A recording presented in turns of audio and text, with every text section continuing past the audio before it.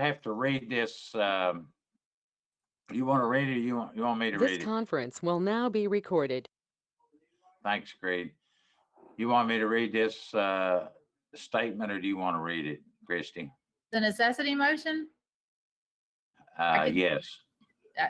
It's fine if you want me to read it. To Go start ahead. the meeting.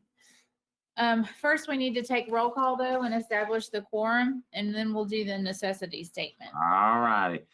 So, ladies and gentlemen, as I call your name, please identify that you can hear me. For an example, if I call Dr. Sam Bastian, he would say Sam Bastian here. And so the rest of the evening, we'll have to do, when we do votes, we have to do roll call. So I'll do the roll call now. As we're listed in alphabetical order, Rogers Anderson, I'm here. Dr. Sam Bastian.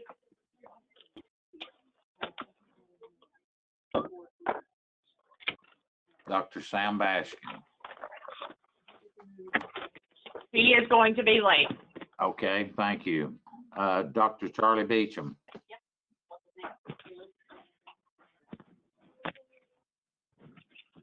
Charlie, hit your mic and just say Beecham here. Beecham here. All right. Tina. Amazing. Tina Hamlin.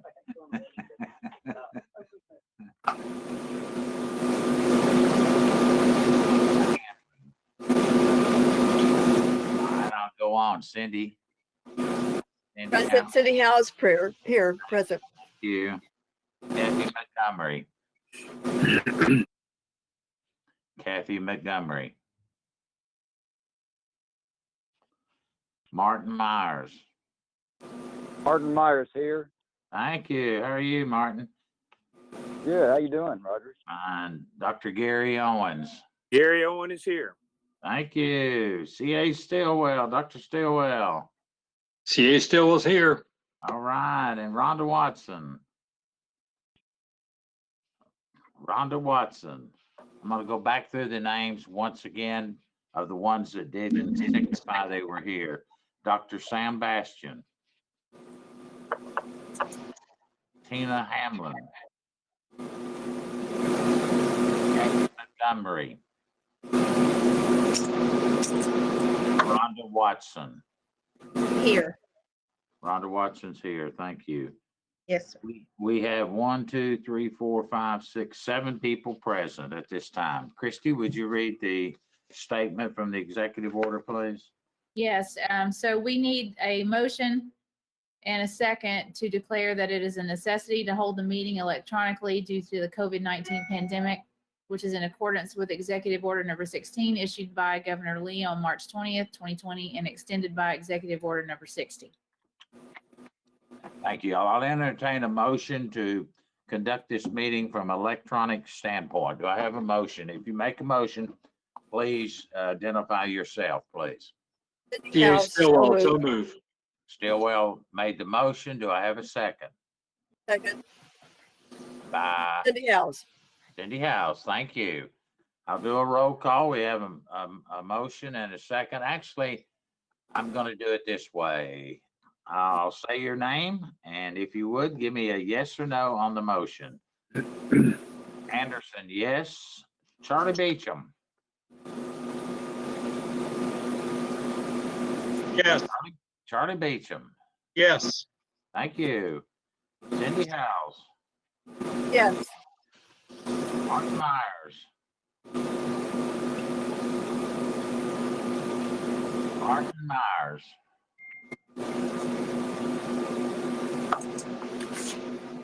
Martin Myers. Gary Owens. Gary, yes. Thank you. Dr. Stillwell. Yes. Thank you.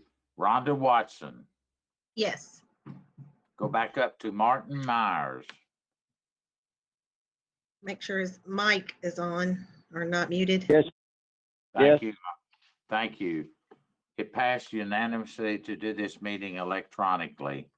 So the first order of business we have under our electronic meeting tonight are the approval of the minutes that were sent out to you on May the 19th. You should have a copy of those. I'll entertain a motion to get the minutes on the agenda for a vote. Do I have a motion, please? Cindy House, so moves. Thank you, Cindy. Do I have a second? Gary Owens, second. Thank you, Gary Owens. We're approving the minutes. Kathy, can you hear me? If you can, say yes, and I'll put you in for here tonight. Yes, I can hear you. Thank you. So we're approving the minutes. The first, I'll call the roll. Anderson, yes. Dr. Sam Bastian, are you on here tonight? I'll go on to Dr. Charlie Beecham. Yes. Thank you. Tina Hamlin. Cindy Howells. Yes. Kathy Montgomery. Kathy Montgomery, yes. Thank you. Martin Myers. Yes. Thank you. Dr. Gary Owens. Yes. Thank you, Dr. Stillwell. Yes. Thank you. Rhonda Watson. Yes. Thank you. The minutes have passed unanimously. First item on the agenda tonight is a request for approval for the installation of an experimental primary and secondary advanced treatment system, along with several setback reductions and curtain drain eliminations to serve an existing structure so as to allow its renovations to proceed. Mr. Jeffrey Lyons at 6613 Lyons Club Road, College Grove, Tennessee, 37046. If I could have a motion before we have Brian to explain it, could I get a motion to request approval for this, please? Martin Myers, motion, request Thank- approval. Thank you, Martin. Do I have a second? Cindy House, second. Thank you, Cindy. Brian, would you talk us through this, please? Yes, sir. So hope everyone had an opportunity to read the packet of information and the staff report that I sent out to you earlier last week before the meeting. And so I'll go over that. Department and our staff have been working with the current property owner, Mr. Lyons, for the last year or so regarding some extensive renovations to the structure that's on this property. It's about a 1,700 square foot structure on this property. The property is only about 1/4 of an acre in size. And before I forget, Mr. Lyons is on the meeting tonight, so if you have questions for him, you can ask him after I get through presenting this. The existing structure was originally constructed back in the 50s, around 1956, and at some point in time back then it was converted into an actual duplex, but it was still residential use. In the fall of 2015, the previous property owner made an application to do some renovations to that structure, and upon processing that application, we found that there had been some extensive remodeling and work that had already been done. Basically, the entire interior of the structure had been gutted, and they had already started working on it without any permits. And because of that unpermitted construction, the county issued an actual stop work order on the property back then. That previous owner never followed through with getting the appropriate permits and trying to get everything in compliance. He ultimately just sold the property, and Mr. Lyons, the current owner, bought the property, and he's now trying to get all the proper approvals and proper permits for that property. Since the property is so old, the department, we have no records of the existing system on the property. There's no records of a permit for the system, no as-built drawings, inspections, nothing along those lines. So the integrity of the system, the installation standards, none of that can be confirmed. So it's actually classified as an undocumented and non-conforming system for the current, per the current regulations. And so again, Mr. Lyons, because of the nature of the renovations, he's provided us a letter of intent, floor plans, and a site plan. His intentions is to convert that structure back to single family residential use so that it'll no longer be a duplex.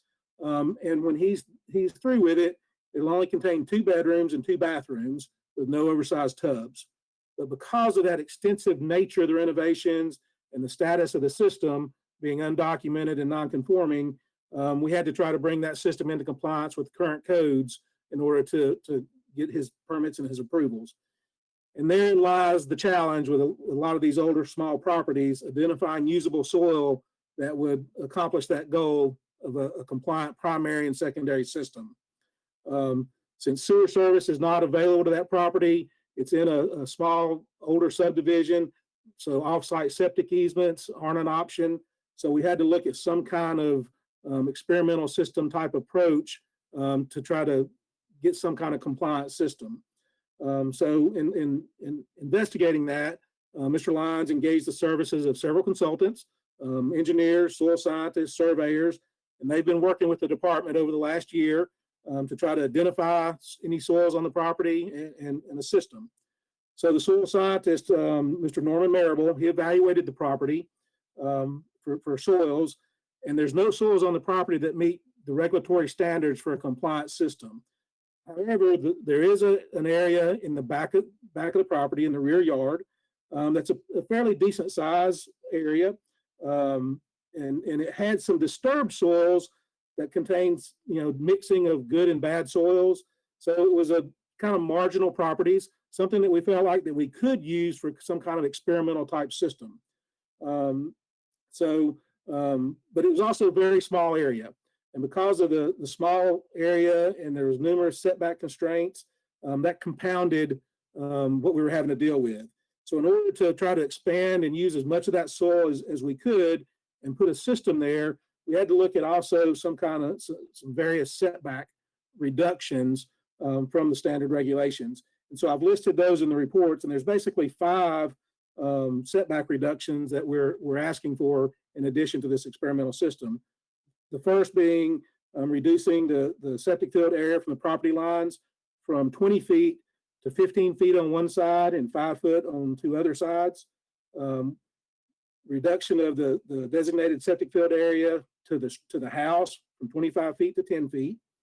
Reduction of the setbacks from the tanks to the property line from 20 feet to 15 feet. Reduction of the setbacks from the tanks to the house from 10 feet to 7 feet. And then finally, reduction of the setbacks from the tanks to the septic field area from 10 foot to 8 foot. And so when we were able to reduce those setbacks, we were able to gain actually a pretty good size area in which to try to design some type of system in that backyard. And so we ended up with a little over about 2,200 square feet, a little bit more than that we could do something with. So again, in order to justify these setback variances, in order to justify using this marginal soil that doesn't meet the regulatory requirements, we looked at using some kind of pre-treatment system to clean up that wastewater before we disperse it into the soil, similar to what we've done in past times that this board has looked at. So we looked at an advanced treatment system. In this particular case, the engineer, and the engineer in this particular case is Greg Klingerman. And Mr. Klingerman looked at using a Quanix aerosol media filter system. The board has seen that technology in times past. If you recall, that's the open cell foam cubes. So if you think about the couch cushion type cubes, that's in the module. And so the wastewater is applied across that media and cleans that wastewater up before we disperse it into the soil. Again, that system is a NSF 40 approved system. So it treats that wastewater to secondary quality levels. And it's actually going to be a little bit oversized based on the bedrooms and how it's sized. So that's a good thing. The system will incorporate a telemetry and internet-based monitoring system. So it'll notify the property owner, it'll notify us, it'll notify the service provider if there's any issues. It's something that will require perpetual operation and maintenance by a licensed service provider. So we have those assurances in place to make sure that the system works properly. There'll be routine sampling to ensure that the system is treating the wastewater to certain levels. And so once we clean that wastewater up, then putting it into the soil in that disturbed soil area in the backyard, we're looking at having to modify that soil and bring in some more soil to that area. And so we'll bring in about 12 to 18 inches of soil of good soil and bring in there. And then we can build a standard modified low pressure system in that area. So that would take care of the primary system and give a good solid primary system for the structure. Secondary, there's nowhere else to go. So what we had to look at is something that we've kind of looked at in other times, is look at doing a Wisconsin mound system, sand mound over top of that primary system. So we'd still keep the pre-treatment, advanced treatment system portion in place, but we would just build up over top of that primary system. We'd build a mound on top of that in order to dispose of that effluent. And that would only be built if that primary system was to ever fail. So again, the consultants have done a good design. We've reviewed the design. We're comfortable with the design. The surveyor has done a location map that designates this and shows all those setbacks and restrictions. And again, we're comfortable with that. So by applying these setback variances and doing this advanced treatment system, we feel like we can get a good treatment system to serve this property. There's a few things that still have to be done to get the final okay. Assuming the board approves this, the experimental system will require a restricted covenant that's recorded against the deed to the property. So that legal agreement will be there, recorded against the deed. If the property is ever sold, that way other future homeowners will be notified of the type of system and all of its restrictions and requirements. Again, it will have that perpetual operation and maintenance that has to be done by a qualified service provider. That'll be a requirement. They'd have to hire that service provider to do that ongoing maintenance. And then they'd have to get the proper permits and hire the licensed installer to put that system in. But again, the department is very comfortable with the status of the design and the survey work and the engineering work. We don't see any adverse impacts to the protection of the public health or the environment by doing this. This will give them a good, solid system we feel comfortable with, so that he can finish, the remodel to this house and have a good place to live. As such, the department supports the request that's being presented. And Mayor Anderson, the other thing I would point out is I've got a lot of the drawings, associated drawings. If anyone has questions about the drawings, then I can pull those up and talk to them about that. Thank you, Brian. Are there questions to Brian about any of the material that he's covered for the request of this installation of experimental system out on Lions Club Road? Any questions? Just click on and ask your question. And again, Mr. Lyons is here too, so if there's questions for him, he's available.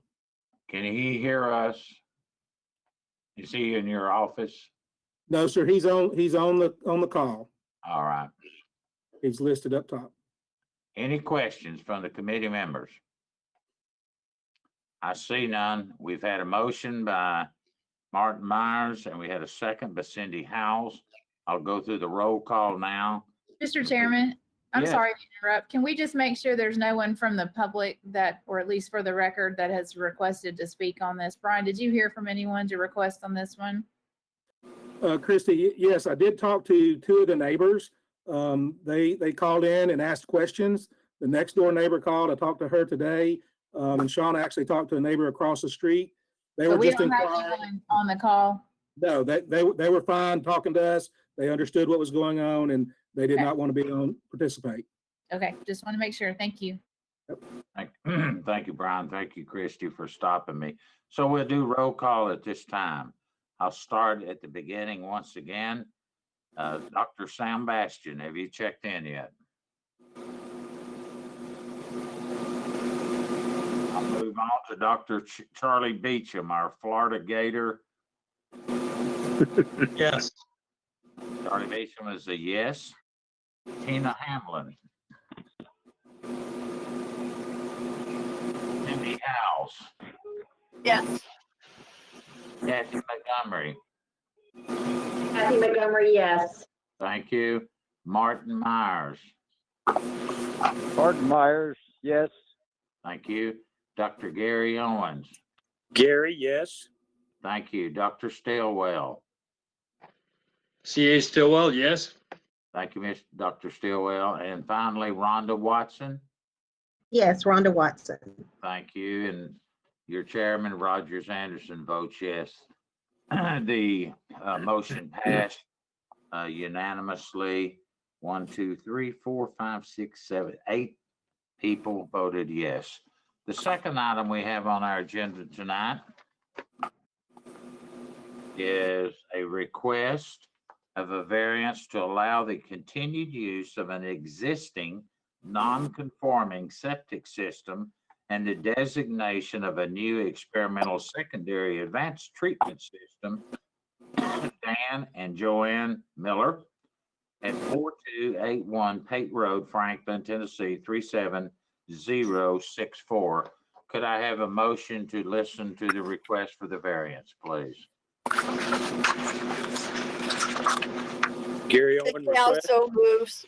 All right, Dr. Gary Owens made the motion, and who did the second? City House. Okay, thank you, Cindy.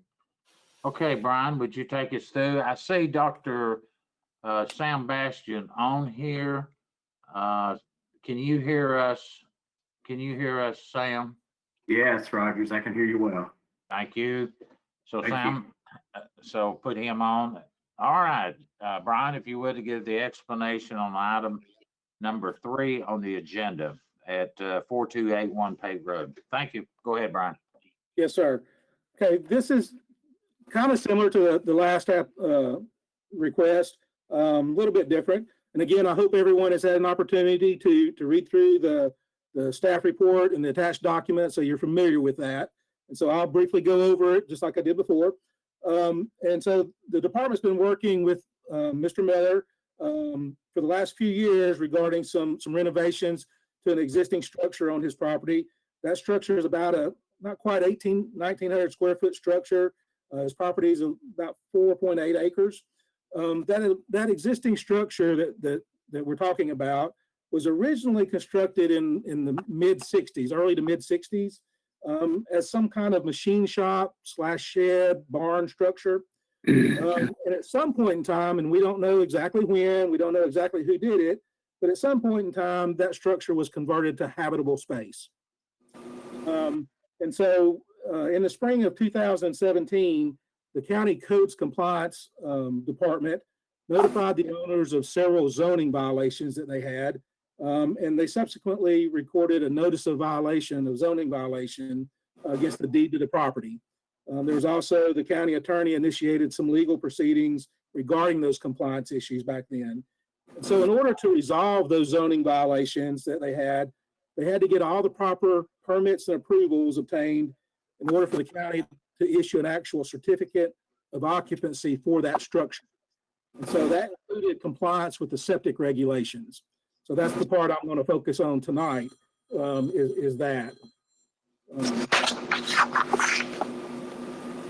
So the initial investigation, the department's initial investigation, when we were looking at how to gain compliance for that particular structure, centered around, when we started looking at it, what we discovered is that structure had actually been connected to an existing system that was on the property. So there was an existing conventional system that was permitted back in the early 1983. And that system served a mobile home that was on the property at that time. At some point in time, that mobile home was removed from the property. We don't exactly know when, not exactly sure who was responsible to it, but that mobile home now is no longer there. When the mobile home was removed, the existing structure, this barn structure that's been converted, that was still remained connected to that existing system. So that existing system, like I said, was done in 1983. But when they did that connection, they didn't have any permits. They didn't pull any permits to make that connection to that existing system. And additionally, in 83, that permit didn't note any kind of secondary area for that system. So again, that system, based on its age, is classified as a documented, since we had a permit, it's a documented system, but is non-conforming to the current regulations. So our initial efforts was trying to gain compliance regarding this structure. And so could we find a compliant primary system, a compliant secondary system to serve that structure? So Mr. Miller hired a soil scientist, Mr. Michael Harbauer, and he evaluated the property, and he was unable to locate any soils on the property that would qualify to build a compliant primary and secondary septic system to serve that structure. So again, this property didn't have sewer service available. They did look at the potential of offsite easements, and that proved unfeasible. They weren't able to obtain any of that. So then our focus had to shift. Since there was no usable soil, what can we do to look at the primary and secondary system needs for that structure? Is there a way to do something in lieu of having them remove the plumbing and converting that structure back to that barn shed structure that they had? So we looked at the existing system. That was the primary focus of looking at it for the primary system needs. Can we still use it to serve those primary needs? So the department staff went out and we were able to locate all the components of the system, the tank, the field lines, and all of that. The system appears to be functioning fine, so it's functioning properly. And so we evaluated it and looked at it. There were a few things that we felt like needed to be done to that existing system to give us some satisfaction that it would continue to perform properly. And so there would need to be a repair permit issued to do a few minor repairs to it. The tank needed to be pumped and inspected. They needed to install risers to it. There's an alternating valve that needed to have some repairs done to it to make sure that it would still function properly. There was also a couple of encroachments onto that existing system. There's an overhead electric line that encroaches over the system and its associated pole. So that would have to be relocated and moved to where it met the setback requirements. There's also a water hydrant and the associated water supply line that supplies that hydrant. It encroached into that system area. So it would have to be relocated and moved so that it met all the setback requirements. And then the last thing that we felt like needed to be done, that since we weren't able to inspect the connection of that structure to that existing system, we needed to abandon that pipe and install a compliant pipe going from the structure to the tank so that we knew that connection met all the codes. So we felt like if we could do those things and issue that repair permit, then that system could adequately function as the primary system for that converted shed building. So with a plan in place to do that, well, let me back up. So Mr. Miller has also hired an engineer, T-Square Engineering, and a representative from T-Square was on the call a minute ago, Eric Jervis, and also Mr. Miller is present in the meeting too. So if y'all have questions of him, you can ask him questions. T-Square Engineering outlined the repairs needed in their design plans for that existing system. So with that in place, we felt good and comfortable with the plan in place for the primary system. The focus then shifted to how to address the secondary system needs. Similar to the previous agenda item that we talked about, the soil scientists again evaluated the property, and since there was no soils on the property, the only place we could find that had any kind of marginal potential use was where that existing system was located at. And so the engineers, we worked with the engineers to look at, is there a way to design a secondary system over top of that primary system, just like we talked about in the last application. And so we had to do that outside of the box type of thinking again, and look at some kind of experimental advanced treatment system. The soil scientists did evaluate the soils where that existing system was, and it had very marginal properties that would meet today's standards. There was varying depths of the soil from rock and clay. So we felt like that we could modify that soil, bring in a lot more soil and build it up with good soil and have a good size area to place a secondary system. Again, because of the marginal nature of the soil, we needed to clean that wastewater up ahead of time before we applied it to that soil. So again, we're looking at an experimental advanced treatment system to clean that wastewater up. In this particular case, the engineers have looked at using a PureFlow peat system. And so that's another system that the board has looked at in times past. So it uses the peat moss in the modules to clean that wastewater up. And again, it will clean it up to secondary quality effluent. It's also an NSF 40 standard system, so it's been independently approved and verified. It's slightly oversized as well, so we have a little bit of safety factor built in. That system is also going to require perpetual operation and maintenance by a qualified service provider. It too will have telemetry associated with it, so that we'll be notified if there's any issues arise with that system. And so we felt like after the engineers have designed the system, they've submitted it to us, we've reviewed it and approved it, and we're very comfortable with the design of that secondary system. The surveyor has done his due diligence and done his work to prepare a location map designating those fields. And again, we've reviewed that and we're very comfortable with that and the progress that has made. So we feel like that by doing that, we've addressed the primary needs. If we can do some minor repairs to the existing system, we'll have a good functioning primary system. And then should that system ever fail, we would have somewhere to go with an experimental secondary system to serve those needs. So again, there's several things that go along with the approval. Again, there'll be a restrictive covenant recorded against the deed to the property.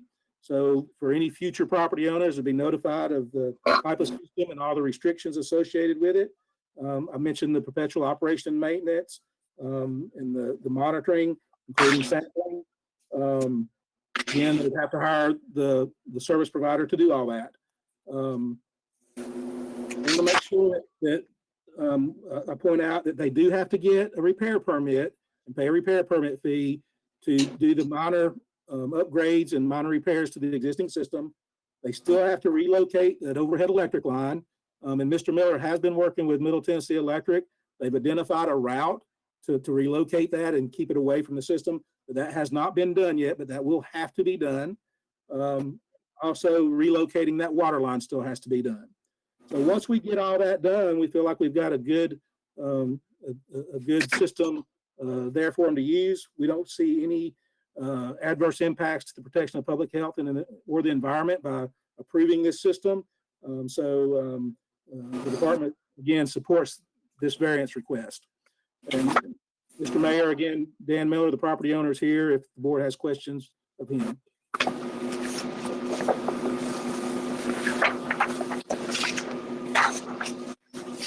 Rogers, need to unmute. Thank you, Brian. Would everyone check their microphone? We're getting some feedback, and be sure you're off unless we call you. Whoever, that's good. That's much better. Are there any questions directed toward Brian? And again, Mayor Anderson, there's attached drawings. If anyone has questions, I can go over the drawings if need be. Thank you. Are there any questions? Brian, you did a great job explaining it. Christy, do we need to ask if we got any? Yes. Do we have anybody to speak on this on behalf of this request that we're taking up for Mr. and Ms. Miller tonight? Brian, did we have anybody call in about it? Yes, sir. We did have one neighbor call, and I spoke with them, and they were comfortable with our explanation of the situation, and so they did not want to participate in the meeting. Thank you. Are there any questions of the board members? Well, we've had a proper motion and seconded, so I'll do a roll call. I need you to identify yourself and say yes or no. Dr. Sam Bastian. Dr. Sam Bastian, yes. Dr. Charlie Beecham. Charlie Beecham, yes. Thank you both. Tina Hamlin, did you ever sign on? Cindy Howes, how do you vote? Cindy? Yes, votes yes. Thank you.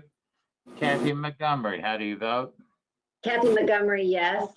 Thank you. Martin Myers, your vote, please. Martin Myers, yes. Thank you. Dr. Gary Owens, your vote, please. Gary Owen, yes. Thank you. Dr. Stillwell, your vote, please. C.A. Stillwell, yes. Thank you. And finally, Rhonda Watson. I was gonna make you a doctor, Rhonda. Okay. Rhonda Watson, yes. And your chairman, Rogers Anderson, votes yes. The item passes unanimously 9-0. That concludes everything that we have on the agenda tonight to take action on. Is there anything else to cover tonight, Christie, that you know of? No, Mr. Chairman, I don't have anything tonight. Thank you. Thank you. Brian, anything on your part? No, sir, I don't have anything else. And Mr. Joe Horn, do you have anything at all to report again? Thank you, Joe. So with that, please note on your calendar, we're planning to have another virtual meeting. That meeting will be November the 17th of this year at 5 o'clock. The governor is going to issue an executive order extending these electronic meetings through the end of this year.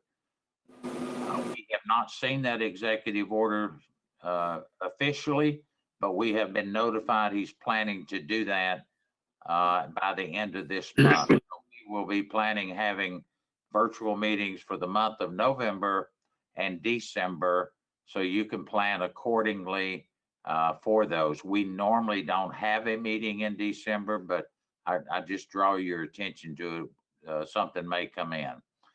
Both of those meetings will start at 5 o'clock.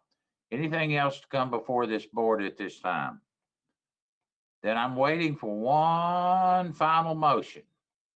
Does anybody know what that is, Dr. Sam Bastion? Motion to adjourn? That'll do it. C.A. Thank Stillwell you second all. it.